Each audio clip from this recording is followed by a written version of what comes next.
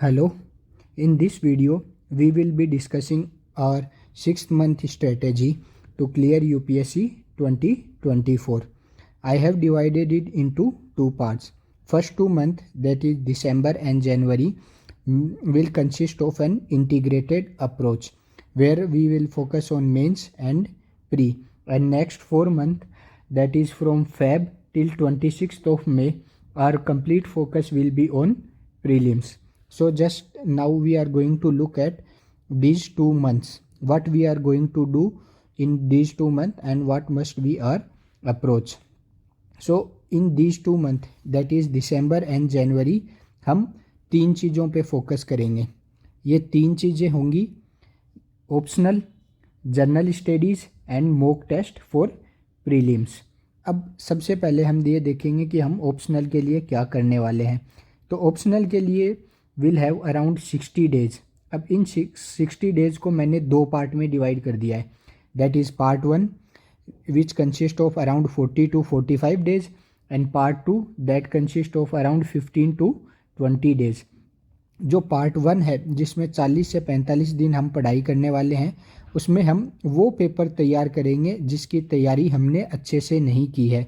Like for example मेरा optional anthro है और मैंने पेपर 1 की तैयारी अगर अच्छे से नहीं कर रखी है तो मैं इन 40 to 45 डेज़ में पेपर 1 को अच्छे से पढ़ूंगा, उसके नोट्स बनाऊंगा, उसके PYQ देखूंगा और आंसर राइटिंग की प्रैक्टिस करूंगा.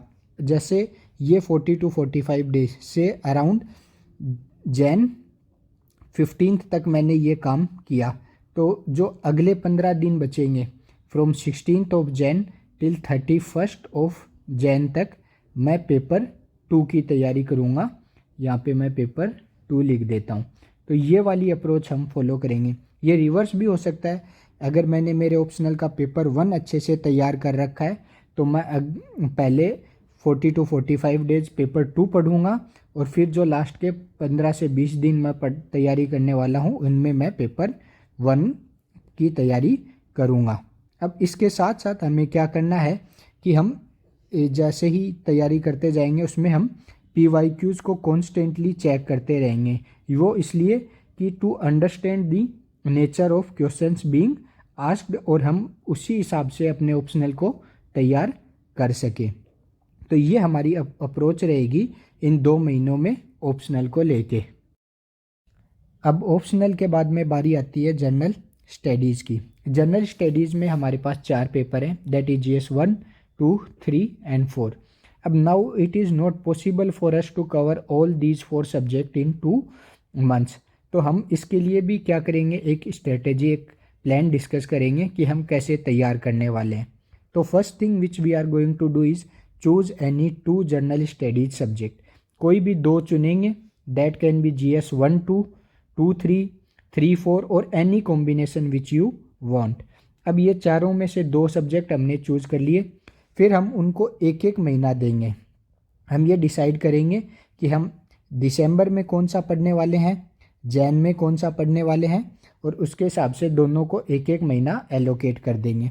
उसके बाद में हम जैसे जैसे पढ़ना स्टार्ट करेंगे वैसे वैसे हम लास्ट 4 साल के PYQs देखेंगे कि अगर हमने जैसे GS 1 लिया है, GS 1 में हमारे पास 3 मेन टॉपिक आते हैं. That is history. हिस्ट्री के साथ साथ हमारे पास सोसाइटी आता है, society and then it is geography. तो हम PYQs देखेंगे और ये एनालिसिस करने की कोशिश करेंगे कि हिस्ट्री में क्वेश्चंस कहाँ से पूछ रहे हैं, सोसाइटी में क्वेश्चंस कैसे आ रहे हैं और ज्योग्राफी में क्वेश्चंस कैसे आ रहे हैं. और उसके हिसाब से ही हम अपने जो नोट्स हैं वो तैयार करेंगे या फिर आगे हम जो भी अपने GS 1 में हिस्ट्री को तैयार करने वाले हैं वो उसी के बेसिस पे हम तैयारी करेंगे. और इसमें जो एक और अब चीज़ हमें साथ साथ में करनी है वो करनी है कि will try and write 2 to 3 answer every week. अब ये आंसर राइटिंग से हमारा क्या होगा, कॉन्फिडेंस बिल्डिंग हो जाएगा और साथ साथ में हमें ये भी पता चलता रहेगा कि जो हमने पढ़ा है क्या हम उसे रिटेन कर पा रहे हैं, क्या हमारी अप्रोच है आंसर राइटिंग की. और हम साथ साथ में फ्लो डायग्राम या चार्ट वो भी बनाना सीख जाएंगे अपने आंसर में. तो ये हमारा अगले 2 महीने के लिए अप्रोच रहेगी रिगार्डिंग टू जर्नल स्टडीज़। अब जो लास्ट चीज़ बचती है वो है कि मॉक टेस्ट सीरीज़ हमें कैसे अटेम्प्ट करनी है।